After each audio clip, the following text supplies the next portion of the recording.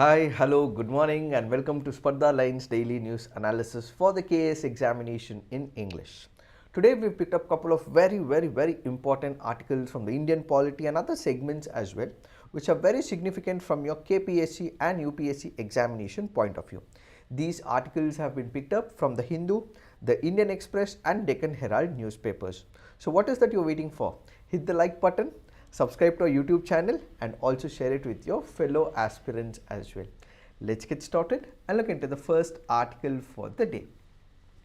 The first article says Supreme Court declares AAP leader as Mayor of Chandigarh.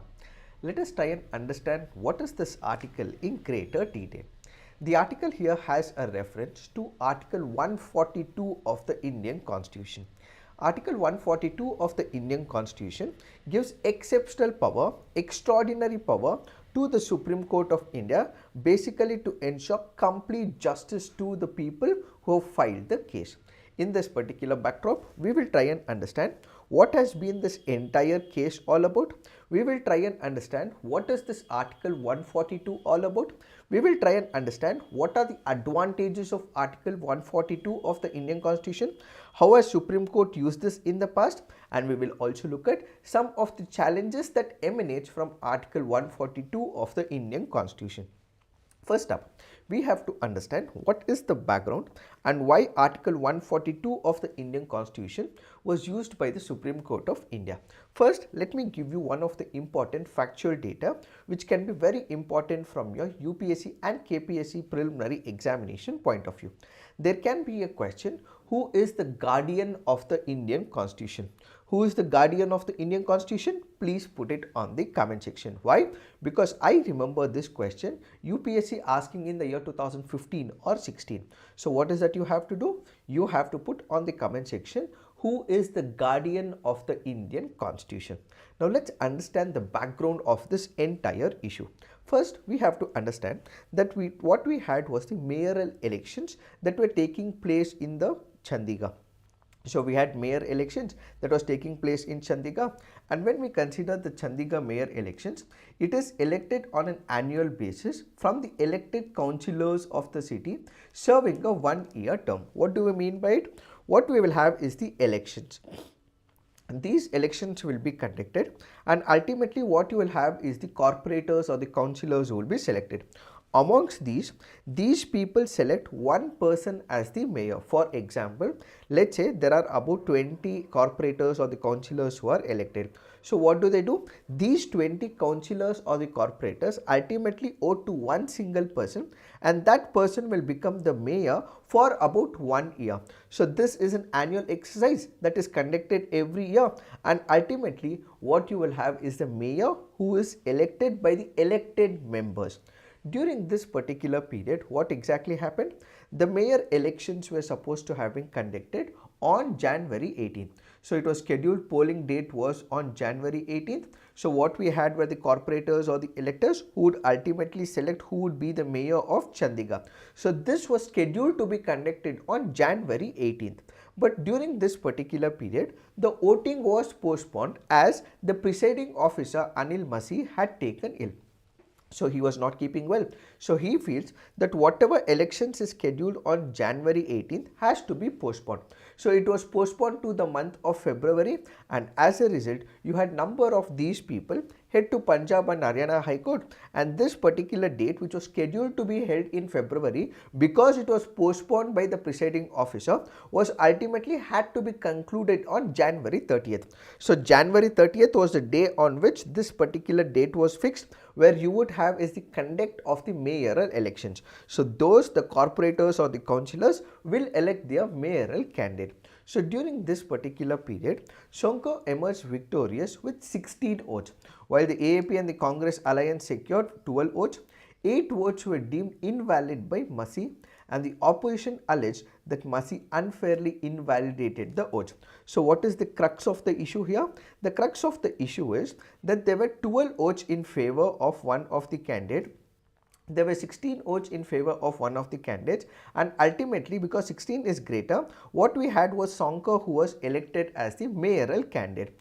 But then there were this 8 oaths which were invalidated by the presiding officer. Had these oaths not been invalidated, then it would have been 12 plus 8. It would have been in terms of AAP and the Congress alliance, which would have won the elections, and ultimately their candidate would have become the mayor. But what exactly happens in this particular case? 16 oaths were in favor of Shankar, 12 oaths in favor was of other political parties, and ultimately because 16 votes is far greater, Shankar happened to win the elections. Why? Because 8 votes were invalidated by the presiding officer. This is where they head to the Punjab and Haryana High Court and ultimately to the Supreme Court of India. So they head to the Supreme Court of India. The Supreme Court of India takes a keen look into it. What does he do? We have the presiding officer who has these papers with him.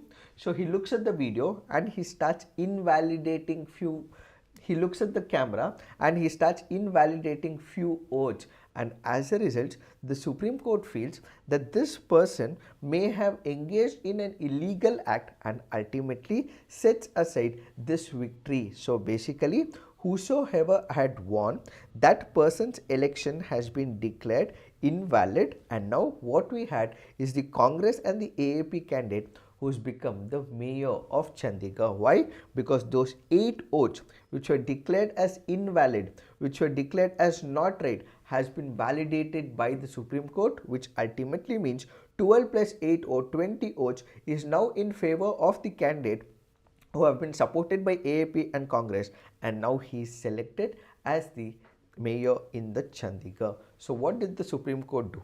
The Supreme Court in this particular case looked at the factor that the presiding officer was supporting one of the political parties, or he might have taken money, we do not know, or he is engaged in an illegal act where he has invalidated these 8 valid oaths, and as a result what we have is these elections which were suspended, which means to say the validity of the first winner was ultimately taken off, and then you had the AAP and the Congress alliance mayor who is selected as the mayor. It is in this particular backdrop the Supreme Court, while hearing this entire case, has made use of Article 142 of the Indian Constitution. This court is duty bound in exercise of its power to do complete justice under Article 142 to ensure that the process of electoral democracy is not thwarted by such subterfuges. Allowing such a state of affairs to take place would be destructive of the most valued principles of democracy our country depends on. So what did the Supreme Court do? The Supreme Court in this particular backdrop made use of Article 142 of the Indian Constitution, basically to ensure that it provides utmost justice to the people of the country in the form of complete justice. Now the question is, what is Article 142 of the Indian Constitution? Now the question is, when can the Supreme Court employ Article 142 of the Indian Constitution? The next question is it a limitation on the legislative and the executive power?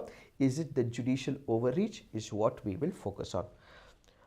Looking at the questions, we have Mahirani who says good morning. Good morning, Mahirani. Yes, Supreme Court happens to be the guardian of the Indian Constitution. She is right. Recently, Supreme Court celebrated Diamond Jubilee on January 28, 1950. Yes, she is right. And she has been a student who has been interacting a lot. For all those of you who are online, who want to ask questions, please do ask in your questions so that I can answer all your questions as well.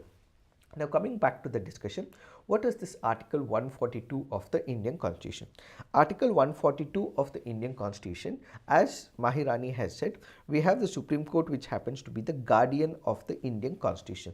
So it protects the Indian Constitution, it ensures that the optimum implementation of the Constitution happens.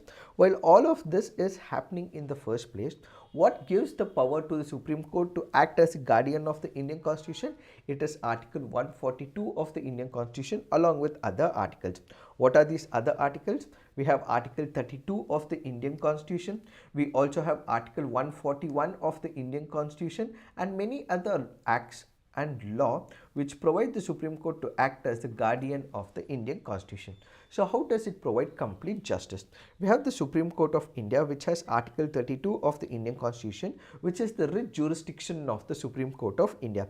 So it has to ensure that the fundamental rights of the people are not violated. Fundamental rights of the individuals are not violated. So it makes use of Article 32. It makes use of Article 142. So Article 142 enables the Supreme Court to perform complete justice that has to be in line with the fundamental rights, and that apart, it should be also able to ensure that complete justice is done, and this should be in line with the statutory provision. So what we have is the Supreme Court of India, which enables complete justice. It has to be in line with Article 32 of the Indian Constitution. It has to be in line with the statutory provisions. It cannot create something new, but it has to be in existence. So in order to ensure that the fundamental rights are not violated, and at the same time it is able to provide complete justice in line with the existing law, what we have is the Supreme Court take up this particular role. So it gives the Supreme Court a unique power to transcend the limitations of law or statute in order to ensure justice for the parties who are involved in this particular case. It enables the Supreme Court to exercise executive and legislative functions in certain situations, such as issuing guidelines, directions or orders to the government or other authorities. If I have to give you an example, let's say for example, we have the Vishaka guidelines. What are the Vishaka guidelines is what you have to put on the comment section. So the Vishaka guidelines is with respect to the sexual harassment at the workplace. So we do have the law in place right now, but initially we did not have any such law. So what did the Supreme Court do? The Supreme Court issued guidelines, and this particular guideline ultimately went on to become Prevention of the Sexual Harassment at the Workplace law. So if at all there is no law, if at all there is no mechanism to ensure justice to the people of this country where there is a violation of a certain fundamental rights, then what the Supreme Court can do is issue guidelines under Article 142 of the Indian Constitution. So the Vishaka guidelines is one such guidelines which was issued by the Supreme Court, basically to ensure that justice is provided to the women. Sexual harassment at the workplace does not occur. It allows the Supreme Court to intervene in the matters of public interest, human rights, constitutional values, fundamental rights, and to protect them from any violation or infringement. It enhances the Supreme Court's role as the guardian of the Constitution, which we did just discuss, and it acts as the final interpreter of the law, and it also takes into picture judicial activism and innovation as well. What are some of the examples of the Supreme Court's use of Article 142? Ordering of the release of the under trial prisoners who have spent more than half of the maximum sentence prescribed for the offences, directing the government to provide free and compulsory education to the children between 16 and 14 years of age, appointing a committee to oversee the investigation and prosecution of 2G spectrum, cancelling the allocation of 214 coal blocks that were found to be illegal and arbitrary. These are some of the examples that we have. But as I told you initially, Vishaka guidelines is also a guideline that we have where the Supreme Court has prescribed these aspects. So the Supreme Court basically ensures that it has Article 142 where it makes use of it to ensure that there is complete justice. We have one of the landmark judgments of the Supreme Court of India in Prem Chandigarh case. What did the Supreme Court say? In Prem Chand case, the Supreme Court went on to clarify it is this particular power which has to be used as minimally as possible. But whenever we are making use of this Article 142, it has to ensure complete justice to the people. What does it mean? It means that there is a fundamental right.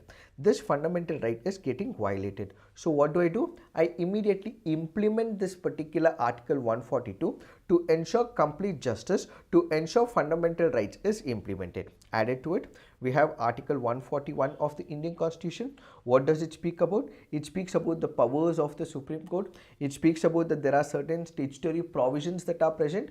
There are laws that are created by the Parliament. So whatsoever guidelines have to be followed, they have to stick to this guideline, follow the law of the country, follow the statute of the country, and ultimately ensure that this entire purpose is within the contours of the constitution and contours of the law. So it is not that the Supreme Court will use Article 142 arbitrarily or vaguely or as per its whims and fancies, but this has to be within the contours of the constitution, boundaries of the constitution, and within the premises of the law.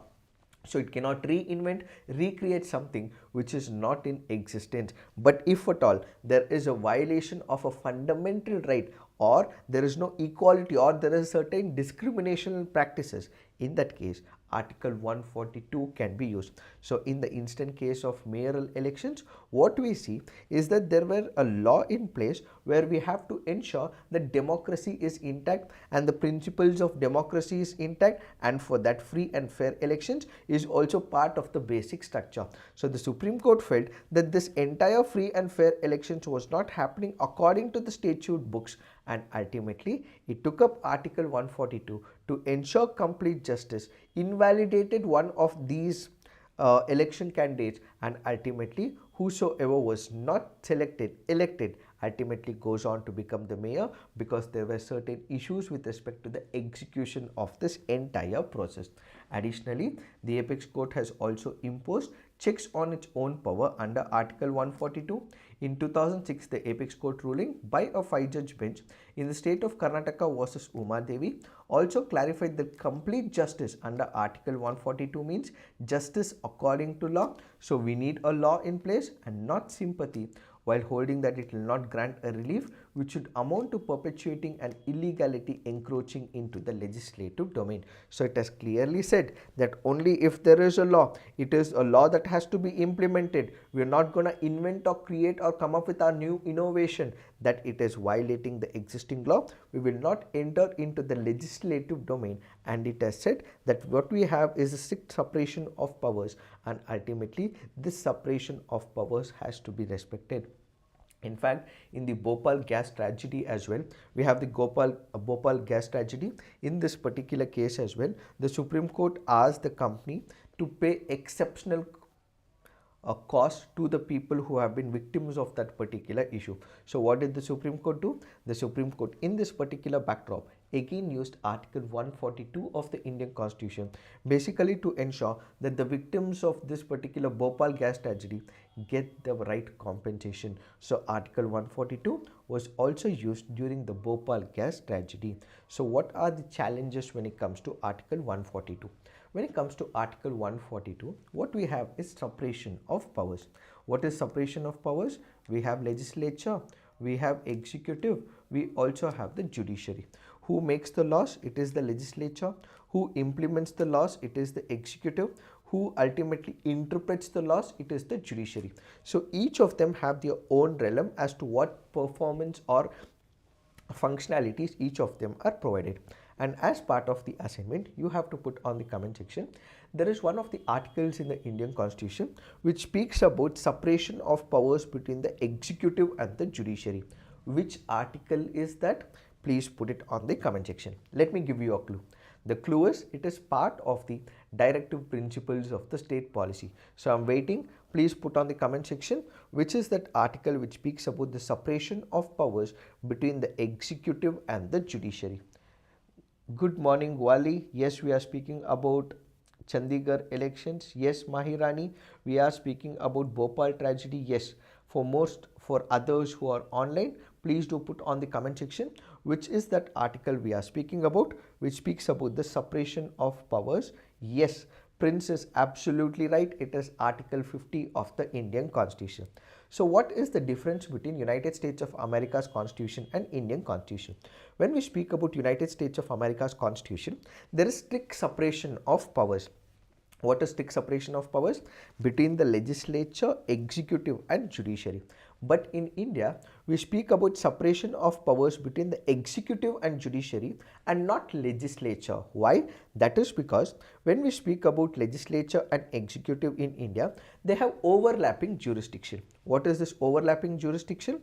This basically means I go on to become an MLA, I go on to become an MP, and only then I become the cabinet minister. So it is the legislature, first I become part of the legislature, I then eventually become part of the executive in the form of the Council of Ministers or the Cabinet. So only if I am becoming the part of the legislature, I go on to become the part of the executive. In executive, it is the executive who make laws in our country, the political executive. So it is the Modi government which makes the laws, which means they are legislatures first, then they become part of the executive.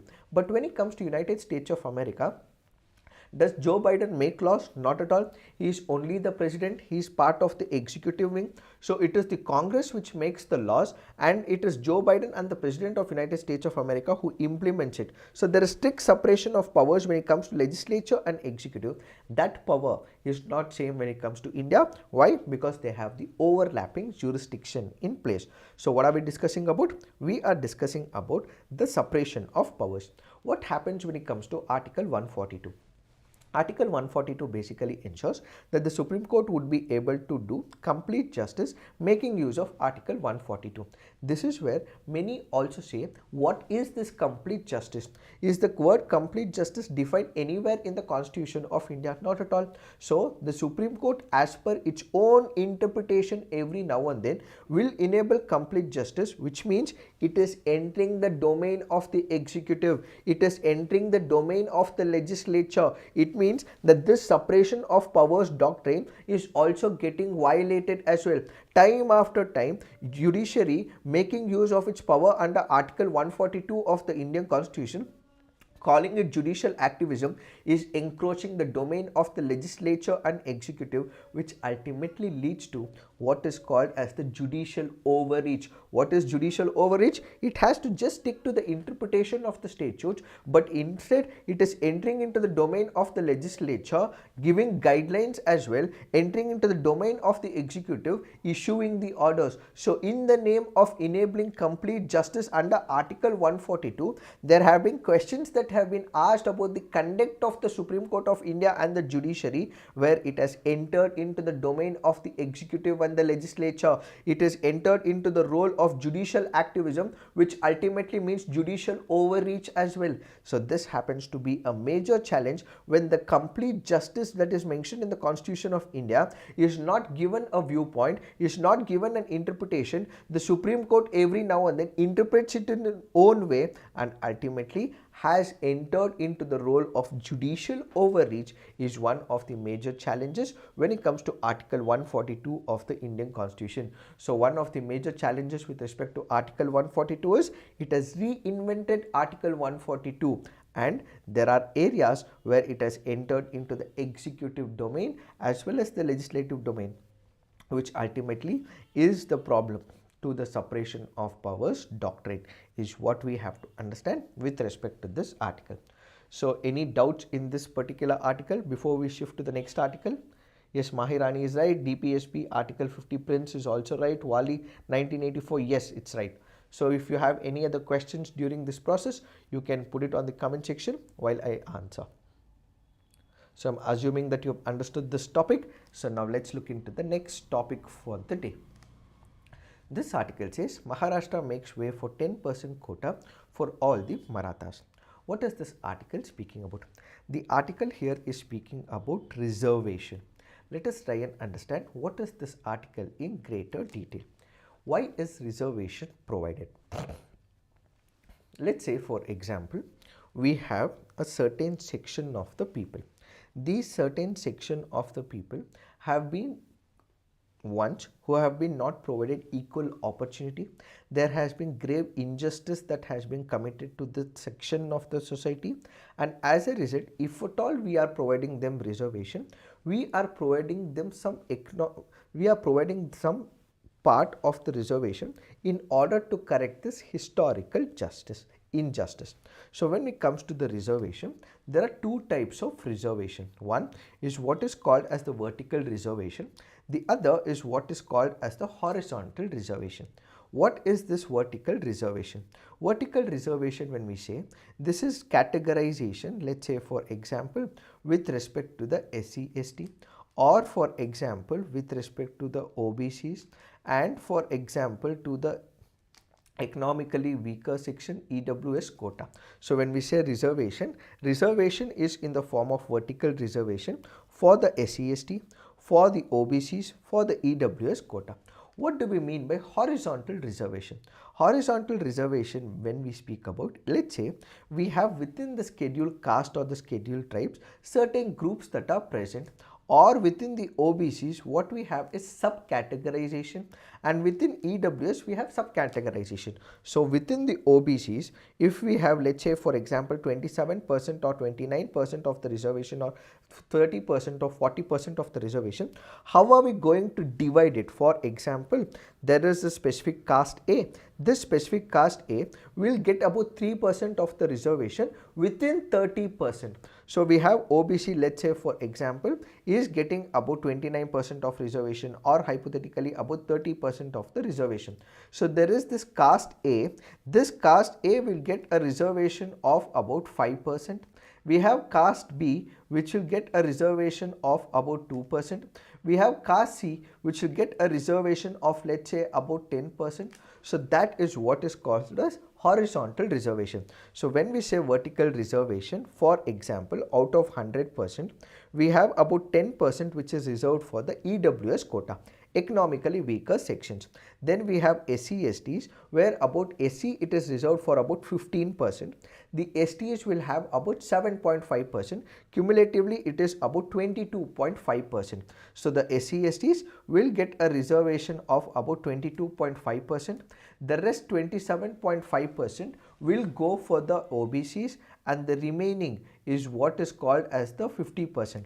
Out of this 50%, we have the EWS quota, which is about 10%, and the rest will go to the other people.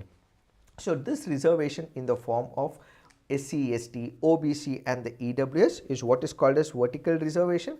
Then the horizontal reservation is within that particular one, that is the subcategorization within the OBC, so on and so forth. We had one of the landmark judgments delivered by the Supreme Court of India in Indra Savni's case. What did Indra Savni judgment say? That if at all you are providing the reservation for the backward sections of the society, this should not breach 50% criterion. But what has the Maharashtra government done? The Maharashtra government has come up with a proposal where it has said that it is going to provide the reservation 10% of quota for all the Marathas. So as of now, it is already about 50% for the backward sections. If it is coming up with 10% quota, it means that it is breaching this 50% bracket that is given by the Indra Savni judgment, which means it is going to be 60%. So 10% extra for the Maratha quota. So is it going to be constitutional or not, is what will be decided by the Supreme Court of India and the High Courts of the relevant states. But right now, what has the Maharashtra government done? The Maharashtra government has given 10% extra quota to the Maratha community. So the bill was formulated based on a report of Justice retired Sunil B. Shukre led Maharashtra State Backward Class Commission. What did this commission say? This commission goes on to say that there will be 10% of the reservation that will be provided to the Maratha community, basically breaching this 50% criterion. 50% criterion was laid by the Supreme Court in the Indra Savni judgment, where it said that if at all you are providing the reservation, it has to be well within the 50%. If more than this has to be done, it has to be exceptional circumstances. We require enough data for the same, but the point is it should not breach 50%. So now in this particular case, 50% breach has done. So it means that Maharashtra government is coming up with additional 10%, which ultimately means it requires some quantitative and qualitative data, for which it had appointed a committee in the form of Sunil B. Shukre led committee, where it says that 94% of the farmers who committed suicides happen to be from the community of Marathas, and as a result, because the Marathas do not have enough land of late, because they are not able to get enough income from the agricultural sector, because there has been decline in the farm income over a period of time, in order to empower them economically, because they are backward, we are providing the reservation, says the Maharashtra government. So the Maharashtra government had appointed a committee. This particular committee had reviewed a number of people. It had conducted a survey of more than 1 lakh people, and ultimately has come to a conclusion that that many people have committed suicides. Farmer suicides have taken place, out of which 94% are from the farming community, which is from the Maratha community. Since there has been a decline in the farm income, and number of people who have got educated in the secondary and higher education reservation has been less with respect to the Maratha community. They do not have any representation in the state government jobs. There are very less representation when it comes to the Maratha community, and there has been a decline in the economic status. Because of all these things that have taken place by this particular survey, we represent that we feel that the 10% Maratha quota has to be provided, says the Maharashtra government. But we also have to remember that it is not the first time that this particular issue has been taken up. There have been couple of attempts, similar attempts that have taken place in the past as well. We have the Prithviraj Chavan led Congress government brought in an ordinance giving 16% reservation back in the year 2014. The Narayan-led committee, which is not a statutory backward class commission, and as a result, it was not into implementation. So whenever you are making an appointment for the reservation, that is, you have a reservation which you are planning to give to a specific community, what you have to do is appoint a commission. It is this commission which will run, it will be able to collect the data, and this has to have a statutory backing. Because this Narayan-led committee back in the year 2014 was not created by the law, it did not ultimately get implemented. The 2015, the BJP Shiv Sena government led by Devendra Fadnavis turned the ordinance into an act, so it became an act, not just an ordinance. In 2017, the Fadnavis government set up the Maharashtra State Backward Class Commission, and ultimately under retired Justice M.G. Gaikwad of the Bombay High Court, then the Maharashtra Socially Educationally Backward Act of 2018 came into the picture, providing the Maratha 16% quota overall in education and government jobs. But then the Supreme Court looked into this entire issue and declared this particular mandate of 16% quota as unconstitutional. Why did it declare as unconstitutional? That is because, as we discussed, it has breached the 50% barrier. There was not enough data. They were not able to substantiate why a dominant community like Maratha community has to be given this reservation, is what the Supreme Court said. But the state government said that because these people have no representation in the state governments, because the Maratha community does not have the representation at the educational front and on the employment front, which is why we are giving it. But the Supreme Court declared this law as unconstitutional. The committee to determine the status of Marathas was set up in December 2023, where Justice Sunil B. Shukre of the Bombay High Court as the chairperson. Over the months, the commission claims to have surveyed 1,58,20,264 families across the state and have ultimately come out with the report. On the basis of this report, they have now given 10% quota to the Marathas. So will it be actually implemented or not? We have to wait and watch, because this will be questioned before the Supreme Court. The constitutionality will be questioned. Whether the Supreme Court accepts it or not is what we have to wait and watch. Now let's look into the next article for the day. This article here is speaking about the cervical cancer. The article here is speaking about the National Cervical Cancer Control Program. It also speaks about the vaccine as well, and what is that we have to do way forward. So the first important parameter that we have to understand is, what is this cervical cancer? It is the cancer of the cervix. So what we have is the cervix as shown in the image. So when there are multiplicity of the cells leading to lot of cells, that ultimately leads to cervical cancer. So the cancer of the cervix is what is called as the cervical cancer. So it happens to be the fourth most common cancer in the women worldwide. Almost 100% of the cases are caused by the HPV virus.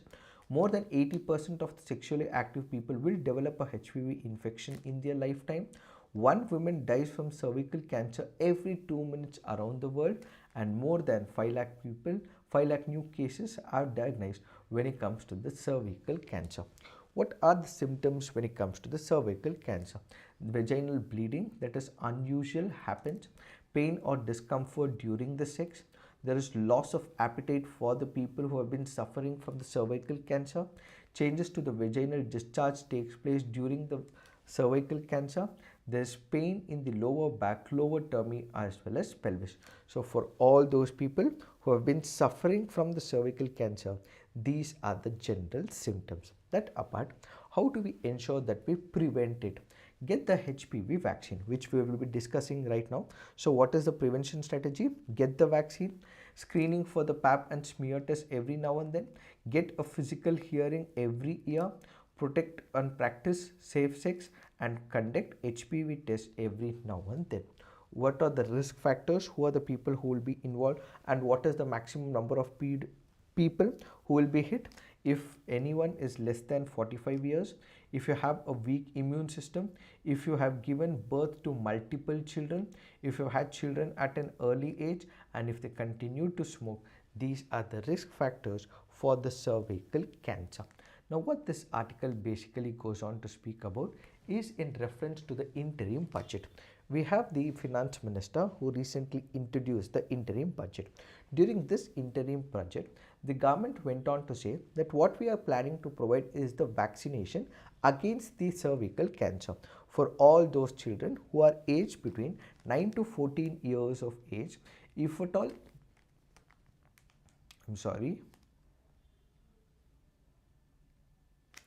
9 to 14 years of age, these people will be vaccinated. So what is the important interim budget protocol that they have taken? They have said that we will be introducing a vaccine for all those children, girl children who are between the age group of 9 to 14 years of age. They will be provided with the vaccine, and this vaccine happens to be Cervavac. This Cervavac can be very important from your preliminary examination point of view. So they can ask you a question, Cervavac was recently seen in use, or what is this vaccination Cervavac used for?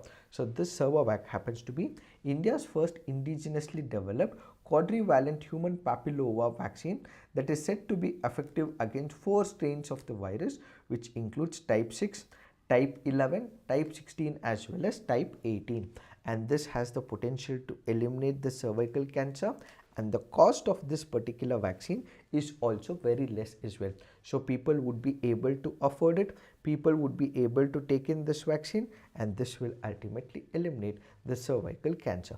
So this article currently goes on to say that we have the cervical cancer which has impacted a large number of people. In order to prevent it, what we are administering is a vaccine that is for all the women who are between the age group of 9 to 14.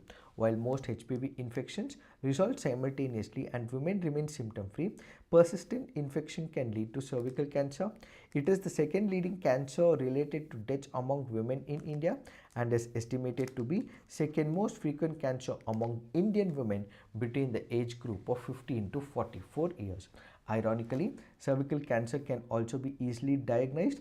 A dilution of white vinegar and a lab of Lunigel's iodine, and they are known as VIA and Willi test. So these Willi test and VIA is more to do with the cervical cancer. These are some of the important parameters that we have to remember. That apart, the only way to prevent deaths is to deploy entire assembly of tools as part of the National Cervical Cancer Control Program, accessible to all women irrespective of the age, education, affordability or the social status. These are some of the important parameters with respect to this article. Now let's look into the next article for the day. This article is important from your preliminary examination point of view. What is this article speaking about? It is speaking about Chevalier de Legion. So it is speaking about the highest civilian award. When was it instituted? It was instituted back in the year 1802 by Napoleon Bonaparte. The Legion d'Honneur is the highest civilian award given by the French Republic for outstanding service to France regardless of the nationality. So regardless of the nationality, this award is given by the French government. Why was Shashi Tharoor given this award? That is because he was able to increase the relationship between India and France. He was further able to enhance the relationship, and because he was able to enhance the relationship, create a further bonhomie between India as well as France, that is why they have given this award. So basically, he was able to enhance the relationship between India and France, and as a token of respect, they have given this award. So the President of the French Republic is the Grand Master of the Order of the Legion of the Honor. So the French government had announced the award for Shashi Tharoor in 2022, but the formal conferring took place on Tuesday. This is very, very important from your preliminary examination point of view. As part of the assignment, you have to put on the comment section who are the other Indians who have got this highest civilian award of France. Please put it on the comment section. Now let's look into the next article for the day. This article, you have to have a general awareness about it. Study finds rise in blood clots, heart inflammation after COVID vaccination. So we have number of surveys and studies that have been conducted. So according to it, one of the largest assessments of its kind spanning 99 million people investigating reports of adverse reactions following COVID-19 vaccination found that the instances of Guillain-Barré syndrome, myocarditis, pericarditis, thrombosis were at least 1.5 times more expected following inoculation with mRNA vaccines. So this is in line with the observations made by the World Health Organization, European Medical Lines, and was what led to this particular study. So according to it, a majority of Indians were administered with this particular vaccine, and the need for rapid development and administration, namely so use of so and so, has resulted in blood clots, heart inflammation, so on and so forth. So the global COVID vaccine safety project, which made the assessment, compiled electronic healthcare data on adverse events related to COVID-19 vaccine from participants across multiple sites. So this analysis proved that for those people who are given this particular vaccine, there have been issues of blood clots, heart inflammation, and it has resulted in fatality as well, says this article. Now let's look into the next article for the day. This article here is speaking about Khelo India Winter Games. We have the Khelo India scheme. This happens to be a flagship central sector scheme. What is the difference between central sector scheme and centrally sponsored scheme? So when it comes to the centrally sponsored scheme, a certain percentage of investments is made by the state government, a certain percentage of investments is made by the central government. So when it comes to centrally sponsored scheme, you have the investments made both by the central government and the state government. But when it comes to the central sector scheme, this scheme is completely of the central government. So all the investments are made by the central government. 100% investments and the funding will be contributed by the central government. So the Khelo India scheme is the flagship central sector scheme of the Ministry of Youth Affairs and Sports, launched with the twin objectives of mass participation, promotion of excellence in sports. Under the Khelo India Winter schemes, which is currently taking place in Gulmarg, events like skiing, alpine skiing, Nordic skiing, snow rugby, ice stock sport, snow baseball, mountaineering, snowshoe running, ice hockey, figure skating and speed skating will take place.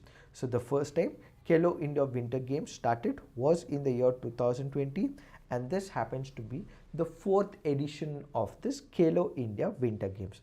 So mascot has been prepared for this. A snow leopard named Shen-Yi-Shi or Shan has been declared the official mascot.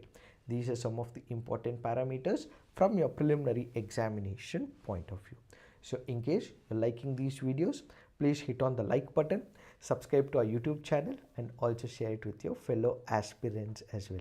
Thank you for watching. All the best.